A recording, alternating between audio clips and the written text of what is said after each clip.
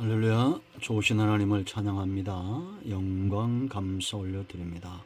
오늘도 말씀 가운데 응답하심을 사모합니다. 자, 오늘은 잠언 19장 18절로 20절 말씀 봅니다. 기도합니다. 영광과 감사와 찬송을 우리 하나님께 올려드립니다. 주의 보혈을 의지합니다. 우리의 모든 죄와 허물을 사하셔버리소. 주의 말씀을 듣고 깨닫기를 원하오니 성령 하나님 충만하게 우리 가운데 역사하시고 전하는 자나 듣는 자 모두 하나님의 선하신 뜻 앞에 순종하는 귀한 시간 되게 하옵소서. 종을 낮추시고 겸손하게 하시고 오직 말씀의 도구만 되기를 원합니다. 예수님의 이름으로 사모하며 기도합니다. 아멘. 18절입니다. 네가 네 아들에게 희망이 있은즉 그를 징계하되 죽일 마음은 두지 말지니라. 노하기를 맹렬히 하는 자는 벌을 받을 것이라. 네가 그를 건져주면 다시 그런 일이 생기리라. 너는 권고를 들으며 훈계를 받으라. 그리하면 네가 필경은 지혜롭게 되리라. 아멘. 오늘 이 말씀은 우리에게 응답의 말씀입니다. 자, 여러분, 성도의 삶은 전쟁과도 같습니다. 우리는 이런 고통이 없고 슬픔이 없는 평안한 하나님의 나라, 아직 우리 가운데 오지 않고 완성되지 않은 천국을 사모하는 자들이죠. 그때까지 끊임없이 천국은, 하나님의 백성들은 도전을 받습니다. 어떤 사람이 백전백승할까요? 하나님과 한편된 사람입니다. 이건 더 정확한 표현으로는 하나님께서 어떤 사람과 한편이 되실까라는 겁니다. 여러분들은 하나님의 편으로 삼기에 합당하고 기뻐하심을 입은 그런 삶, 그런 모습이 있는가 생각해 봐야 됩니다. 분명한 것은 분노하는 사람, 다툼과 시기, 이런 사람들은 하나님 가까이 갈 수가 없습니다. 하나님 안엔 그런 것들이 없어요. 하나님의 사랑을 받지 못한다는 것이 아니죠. 분노는 절대 하나님의 뜻을 이룰 수가 없습니다. 명분을 찾지만 사실은 명분이 아닙니다.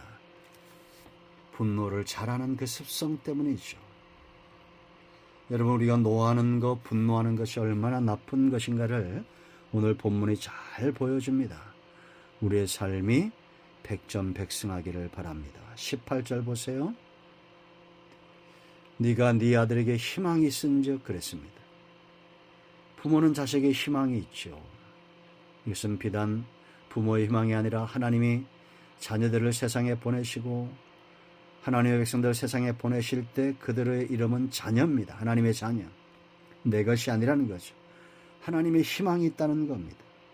그런데 이런 아들에게 희망을 가질 때에 훈육이 필요해요. 징계가 필요합니다. 바른 길로 인도해야 되기 때문이죠. 아직 살아보지 못한 아이들에게 가보지 못한 길을 알려주고 제시하는 것, 성경 다음으로 경험은 참으로 귀중하지 않습니까? 그런데 우리가 징계하거나 훈계할 때에 죽일 마음을 갖는다, 분노한다. 어떻게 되겠습니까? 그 아이에게 무엇이 과연 남을까요? 그 분노의 감정이 입이 되는 겁니다. 우리나라나 외국이나 그 범죄하는 사람들, 연쇄살인범들, 이런 사람들 보세요. 잘못된 환경, 이런 말 하잖아요. 사람에게 최고의 환경은 사람입니다. 부모, 친구, 스승, 이런 좋은 환경들이죠.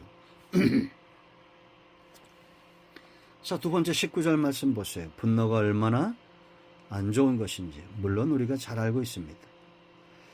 19절 노하기를 맹렬히 하는 자는 벌을 받는다는 겁니다. 공경에 빠지게 된다는 겁니다. 항상 분노하는 사람은 벌이 쫓아다녀요. 곤경, 하나님의 심판이 쫓아다녀요. 그러니 잘 되겠습니까? 그 개인이나 가정이나 잘 될 수가 없죠. 맹렬히 분노한다는 겁니다. 저도 이런 분들을 꽤 많이 만나는데요. 상담을 하고 이야기를 나눠보면 항상 원점입니다. 들으려고 하지 않습니다. 분노에 사로잡혀 있죠. 그런데 기도하고 억지로 상담해서 끌어냅니다. 그 공경에서. 이제 공경이 차면 또 하나님을 찾죠. 그럼 끄집어내요. 다시 빠져요. 그를 건져주면 다시 그런 일이 생기리라. 다시 분노하고 다시 공경에 빠진다는 겁니다. 참 안타깝죠.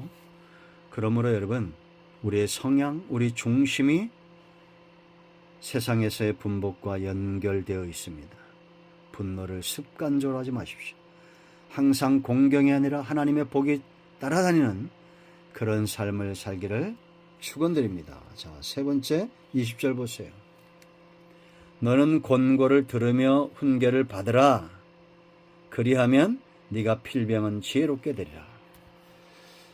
여러분, 우리가 부모가 자녀를 훈계할 때 그 애들 보면 가끔 그런 애들이 있죠. 또 학교 가도 그렇습니다. 귀를 막고 화를 내고 소리를 지르고 들으려고 하지 않습니다.